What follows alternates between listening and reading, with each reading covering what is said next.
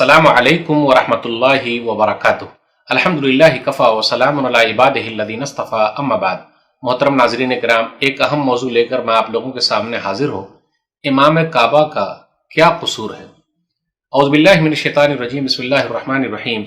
या अय्युहल्लज़ीना आमनु इन जाअकुम फासिकुम बिनबय्यिन फतबय्यनु अन तुसीबु क़ौमन बिजहाला फतुस्बिहु अला मा फ़अलतुम नादिमीन। नाज़रीन किराम, मैंने सूरह हुजरात सूरह नंबर 49 की आयत नंबर 6 पढ़ी है।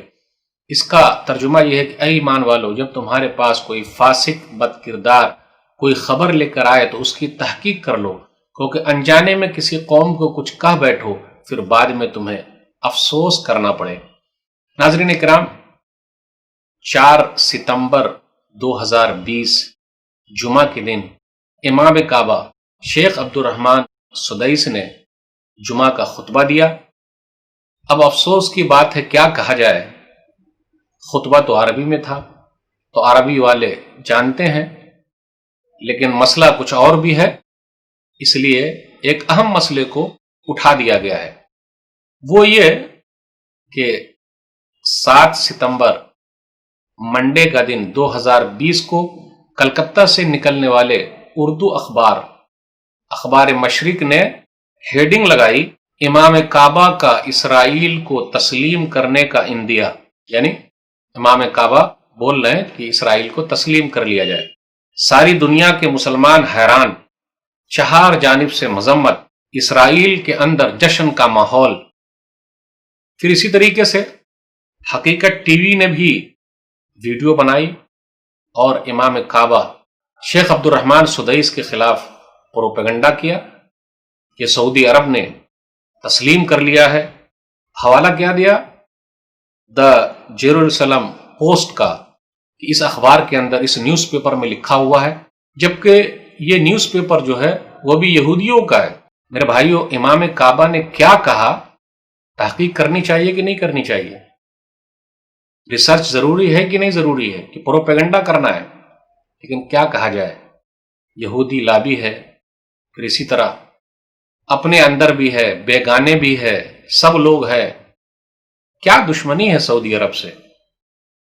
इसीलिए ना कि वो लोग कुरान और हदीस की बात करते हैं। आइए, इमाम काबा ने क्या कहा, बेचारे का क्या कसूर है? उनका कसूर तो यही ना, उन्होंने कुरान करीम की आयतें पढ़ी है, अहादीस मुबारका पढ़ी है, नबी सल्लल्लाहु अलैहि वसल्लम की सीरत को सामने रखा है।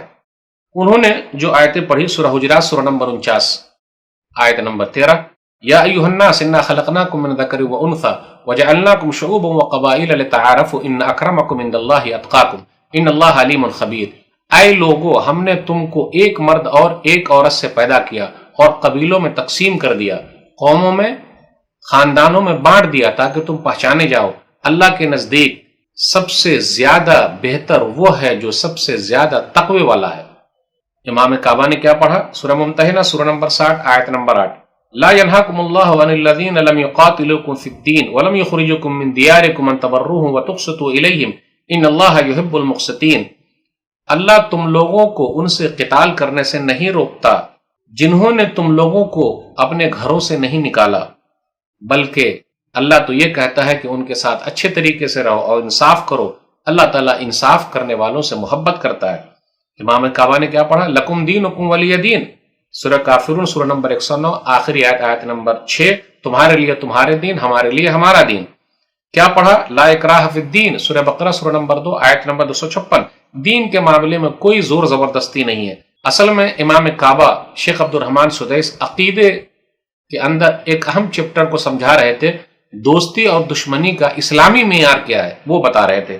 एक और आयत है, उन्होंने पढ़ी सूरह बकरा सूरह नंबर 2 आयत नंबर 83 वक़ूलू लिन्नासि हुस्ना, कि तुम लोगों के साथ अच्छी गुफ्तगू करो। लोगों में सब लोग शामिल हैं, चाहे जिस धर्म के मानने वाले हो, तो वो कुरान करीम की तो आयत ही पढ़ रहे हैं। फिर इसी तरीके से एक हदीस पढ़ी, अस्मा बिन्त अबी बकर रज़ी अल्लाह तआला अन्हा नबी सल्लल्लाहु अलैहि वसल्लम के पास आई और वो कहने लगी कि मेरी अम्मी मुशरिका है, यानी ईमान वाली नहीं है, और मेरे पास आई है, वो चाहती है कि मैं उनके साथ अच्छे तरीके से रहूं। तो नबी सल्लल्लाहु अलैहि वसल्लम ने इरशाद फरमाया, सही बुखारी किताबुल अदब हदीस नंबर 5979, नाम सिली उम्मक, हाँ जा माँ के साथ अच्छे तरीके से रह। यहाँ माँ गैर मुस्लिम है, इस्लाम वाली नहीं, लेकिन कहा माँ के साथ अच्छे तरीके से रहो। फिर इसी तरीके से इमाम काबा ने آگے اپنی تقریر میں یہ آیت بھی پڑھی وَصَاحِبْهُمَا فِي الدُّنْيَا مَعْرُوفًا، سورہ لقمان سورہ نمبر 31 آیت نمبر 15، کہ تم دنیاوی معاملے میں ماں باپ کا اچھا خیال رکھو۔ پھر اسی طریقے سے انہوں نے آگے کہا کہ نبی صلی اللہ علیہ وسلم کے تعلقات یہودیوں کے ساتھ بھی تھے، اچھے طریقے سے تھے، اور نبی صلی اللہ علیہ وسلم جب دنیا سے رخصت ہوئے تو نبی صلی اللہ علیہ وسلم کی جو زرہ تھی وہ 30 سا میں ایک یہودی کے پاس گروی رکھی ہوئی تھی۔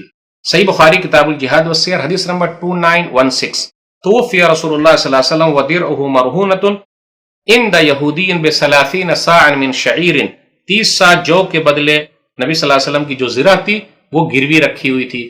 تو نبی صلی اللہ علیہ وسلم مدینہ کے اندر تھے، یہودیوں کے ساتھ آپ کے تعلقات تھے، نبی صلی اللہ علیہ وسلم کے اخلاق کو دیکھ کر بہت سارے یہودی مسلمان بھی ہوئے، دوسرے لوگ بھی مسلمان ہوئے، عبداللہ بن سلام رضی اللہ تعالیٰ عنہ مسلمان ہوئے۔ نبی صلی اللہ علیہ وسلم کا اخلاق کیسا ہے کہ خیبر کے یہودیوں کو جو زمین کا مسئلہ تھا نبی صلی اللہ علیہ وسلم نے ان کے ساتھ مسئلہ کیا، یعنی تعلقات آپ نے بنائے۔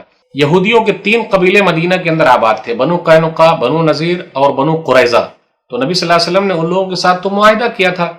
تو نبی صلی اللہ علیہ وسلم کے اخلاق سب کے ساتھ اچھے تھے۔ نبی صلی اللہ علیہ وسلم کا جو ایک نوکر یہودی تھا، نبی صلی اللہ علیہ وسلم ان سے ملنے کے لیے گئے، تو امام کعبہ جو اس طریقے کے واقعات بیان کیے وہ نبی صلی اللہ علیہ وسلم کے اخلاق بتا رہے ہیں۔ صحیح بخاری کتاب الجنائز حدیث نمبر 1356، کان غلام یہودی، ایک یہودی غلام تھا، یخدم النبی صلی اللہ علیہ وسلم، نبی صلی اللہ علیہ وسلم کی خدمت کرتا تھا، بیمار پڑا تو نبی صلی اللہ علیہ وسلم بیمار پرسی کے لیے گئے، اور نبی صلی اللہ علیہ وسلم نے اسلام پیش کیا، تو اس لڑکے کے ابا نے کہا اطیع ابو القاسم، ابو القاسم صلی اللہ علیہ وسلم کی بات مان لو، تو نبی صلی اللہ علیہ وسلم نے اس وقت کہا جب اس نے اسلام قبول کر لیا، الحمدللہ الذی انقذہ من النار، تمام تعریف اللہ کے لیے جس نے اس کو آگ سے بچا لیا۔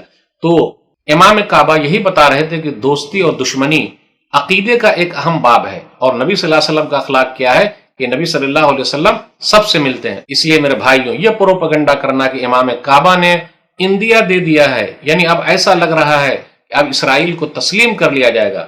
آپ کو معلوم ہے بی بی سی نے کون سی ہیڈنگ لگائی ہے؟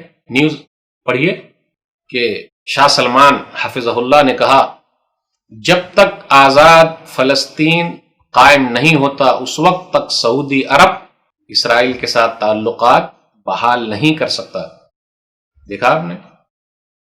اس لیے اپنی طرف سے کچھ بھی پروپیگنڈا کرنا صحیح نہیں ہے۔ اس لیے میرے بھائیو، میں اخبار مشرق کے ذمہ داروں سے اپیل کرتا ہوں، کیا امام کعبہ کا قرآن کریم کی ان آیتوں کو پڑھنا جرم ہے؟ نبی صلی اللہ علیہ وسلم کے اخلاق کو یہودیوں کے ساتھ بتانا جرم ہے؟ کہ آپ نے کیسے ہیڈنگ لگا لی ہے؟ حقیقت ٹی وی والے کو بھی ہم دعوت دینا چاہتے ہیں کہ اللہ کے واسطے صحیح حقیقت سمجھیے، دوسرے کو کیوں غلط بیان کر رہے ہیں؟ اور ہمارے پاس بھی جب کوئی خبر لے کر آئے تو ہم اس کی تحقیق کر لیں، ریسرچ کر لیں۔ کوا کان لے کے بھاگا تو کیا ہم کوے کے پیچھے بھاگ جائیں گے؟ جی نہیں۔ تو میرے بھائیو، امام کعبہ کا قصور یہی ہے کہ انہوں نے قرآن کریم کی آیتیں پڑھی ہے اور جمعے کے خطبے میں احادیث مبارکہ بیان کی ہے، نبی صلی اللہ علیہ وسلم کی سیرت بیان کی ہے، اور ان کا کیا قصور ہے؟ کوئی بھی مسئلہ ہو، نبی صلی اللہ علیہ وسلم کے تعلقات کیسے تھے لوگوں کے ساتھ، ہمارے اور آپ کے بھی اخلاق ایسے ہونی چاہیے۔ ہم بہترین امت ہیں، ہر ایک کے لیے امت ہے، ہمارا اخلاق نبی صلی اللہ علیہ وسلم جیسا اخلاق ہونا چاہیے، تبھی ہم کامیاب ہو سکتے ہیں۔ اور ملکی سطح پر جتنے بھی فیصلے ہیں وہ سرکار کو خود ہی فیصلہ لینا ہے کہ کیا کیا جائے اور کیا نہ کیا جائے، کسی کو کوئی ادھیکار نہیں ہے۔ لیکن نبی صلی اللہ علیہ وسلم کے جو اخلاق تھے وہ بتا دیے گئے، بس بیچارے کا یہ قصور تھا جس پر لوگوں نے پروپیگنڈا کیا۔ پروپیگنڈا کرنا صحیح نہیں ہے۔ آئیے قرآن و حدیث کو سمجھیے، پڑھیے، عربی سیکھیے، اسلام کو سمجھیے۔ اللہ ہم سب کو صحیح سمجھ عطا فرمائے، آمین۔ والسلام علیکم ورحمۃ اللہ وبرکاتہ۔